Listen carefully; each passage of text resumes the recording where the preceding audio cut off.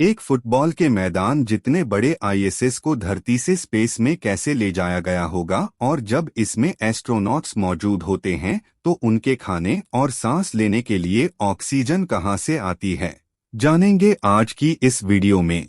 तो दोस्तों, daily ride की इस वीडियो में आपका स्वागत है। दोस्तों, 150 बिलियन डॉलर या कहें 12,375 अरब रुपयों की लागत से तैयार किया गया आईएसएस स्पेस में इंसानों का एक ऐसा घर है जिसकी मिसाल हिस्ट्री में कहीं नहीं मिलती। इसको बनाने में अब तक सैकड़ों हाईटेक पार्ट्स लग चुके हैं।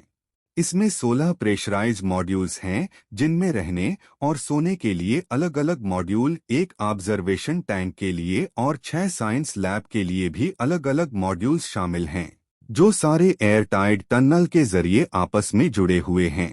इनके साथ साथ आईएसएस में कई स्पॉट्स अभी तक खाली पड़े हुए हैं, कुछ एक्स्ट्रा कैप्सूल पार्क करने के लिए, तो कुछ में आईएसएस की लाइफ बोट्स हमेशा के लिए पार्क हैं, ताकि इमरजेंसी की हालत में अगर कोई प्रॉब्लम होती है तो ये लाइफ बोट एस्ट्रोनॉट्स को सेफली अर्थ तक पहुंचा सके। इंटरनेशनल स्पेस स्टेशन अब तक का बनाया जाने वाला सबसे बड़ा स्पेस स्टेशन है।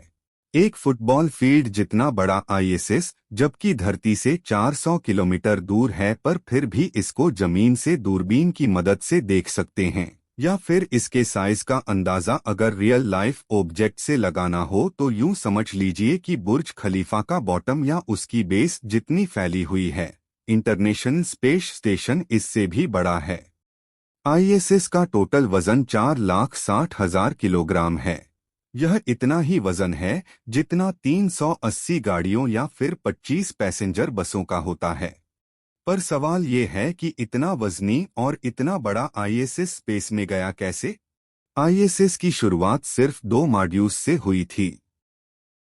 एक मॉड्यूल अमेरिका ने बनाया था तो दूसरा रसिया ने। 1992 में सोवियत यूनियन के टूटने के बाद अमेरिका और रशिया ने आपस में कोलैबोरेट किया और दोनों सुपर पावर ने मिलकर स्पेस में इंटरनेशनल स्पेस स्टेशन बनाने का फैसला किया। पहले रशिया ने जारिया नाम का मॉड्यूल स्पेस में भेजा और उसके बाद अमेरिका ने यूनिटी मॉड्यूल उसके पीछे भेजा। 27,000 किलोमीटर प्रति घंटा की स्पीड से दौड़ते हुए यूनिटी ने जारिया का पीछा किया। 28 नवंबर 1989 को सुबह 6:40 पर दोनों मॉड्यूल धरती से 400 किलोमीटर ऊपर एक दूसरे से कनेक्ट हुए और इस तरह जन्म हुआ इंटरनेशनल स्पेस स्टेशन का। तब से लेकर पिछले 26 सालों में पूरी दुनिया के इंजीनियर्स ने मिलजुल कर अपने अपने मॉड्यूल्स बनाए और उनको रॉकेट के जरिए स्पेस में भेजकर आईएसएस से कनेक्ट किया।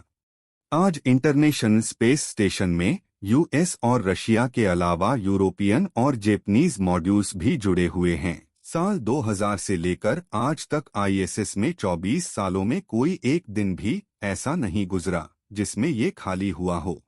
हर वक्त इसमें किसी न किसी कंट्री के एस्ट्रोनॉट्स मौजूद होते हैं। आईएसएस के अंदर एस्ट्रोनॉट्स की जरूरत को पूरा करने के लिए वो सारी सुविधाएं मौजूद हैं जो किसी भी सुपर स्ट्रक्चर में अवेलेबल होनी चाहिए, जिसमें ऑक्सीजन सबसे अहम है। एक इंसान खाने के बगैर 3 हफ्तों तक, पानी के बगैर 3 दिनों तक और ऑक्सीजन के बगैर महज 3 मिनट तक जिंदा रह सकता है। जमीन से 400 किलोमीटर ऊपर, जहां ना एटमॉस्फेयर है और ना ही सांस लेने के लिए ऑक्सीजन, वहां आईएसएस के लिए सबसे बड़ा चैलेंज एस्ट्रोनॉट्स के लिए फ्रेश ऑक्सीजन प्रोवाइड करके देना है। एक एवरेज इंसान को दिन में 15,000 लीटर या फिर 22 किलोग्राम ऑक्सीजन चाहिए। आईएसएस में रहने वाले 9 एस्ट्रोनॉट्स के लिए दिन में लगभग 200 किलोग्राम ऑक्सीजन जनरेट करना एक बड़ा टास्क है।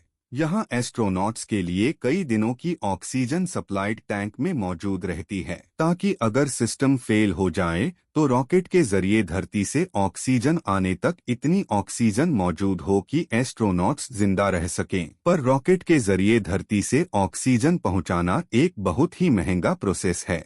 खाना और दूसरी सप्लाई तो कई महीनों में एक बार भेजी जाती है, लेकिन दिन की 200 किलोग्राम की ऑक्सीजन डिमांड को पूरा करने के लिए बार बार रॉकेट का इस्तेमाल काफी मुश्किल है। इसीलिए आईएसएस बिना अर्थ पर निर्भर हुए अपनी ऑक्सीजन खुद ही बनाता है। इसमें एक छोटी मशीन लगी है जो कुछ और नहीं बल्कि पानी को इस्तेमाल करके ऑक्सीजन बनाती है। जब पानी से इलेक्ट्रिसिटी को फ्लो किया जाता है तो वो दो हिस्सों में टूट जाता है, हाइड्रोजन और ऑक्सीजन। पॉजिटिव इलेक्ट्रोड पर हाइड्रोजन गैस के बबल्स और नेगेटिव इलेक्ट्रोड पर ऑक्सीजन गैस के बबल्स जमा हो जाते हैं। अब अगर यही प्रयोग अर्थ पर किया जाए तो ये बबल्स अपने आप पानी से अलग हो जाते हैं, क्योंकि गैस का वजन पानी से कम होता है। पर स्पेस में ग्रेविटी है ही नहीं, इसीलिए यहाँ जितना वजन गैस का है उतना ही पानी का, यानी कि ऑलमोस्ट जीरो। तो अब ऑक्सीजन गैस को पानी से अलग करने के लिए इसी मशीन को गोल घुमाया जाता है, जिससे सेंट्रीफ्यूगल फोर्स जनरेट होता है, जो कि एक आर्टिफिशियल ग्रेविटी के तौर पर काम करता है। गोल घुमाने की वजह से पानी साइडों पर चला जाता है और बीच में ऑक्सीजन गैस बच जाती है, जिसको मशीन कलेक्ट करके खुद ही कंटेनर में पहुंचा देती है। अब यहाँ आप सोच रहे होंगे कि अगर आईएसएस में ऑक्सीजन पानी से बनाया जाता है तो फिर पानी स्पेस में कहाँ से आता है।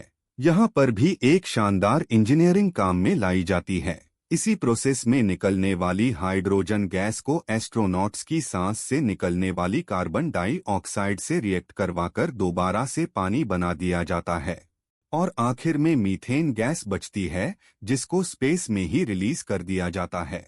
और इस तरह ऑक्सीजन के बनने की प्रक्रिया लगातार चलती रहती है। उम्मीद करता हूँ आपको यह टॉपिक बेहद पसंद आया होगा।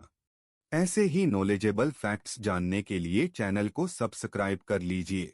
मिलता हूँ नेक्स्ट वीडियो में एक और टॉपिक के साथ। तब तक के लिए खुश रहिए, मस्त रहिए।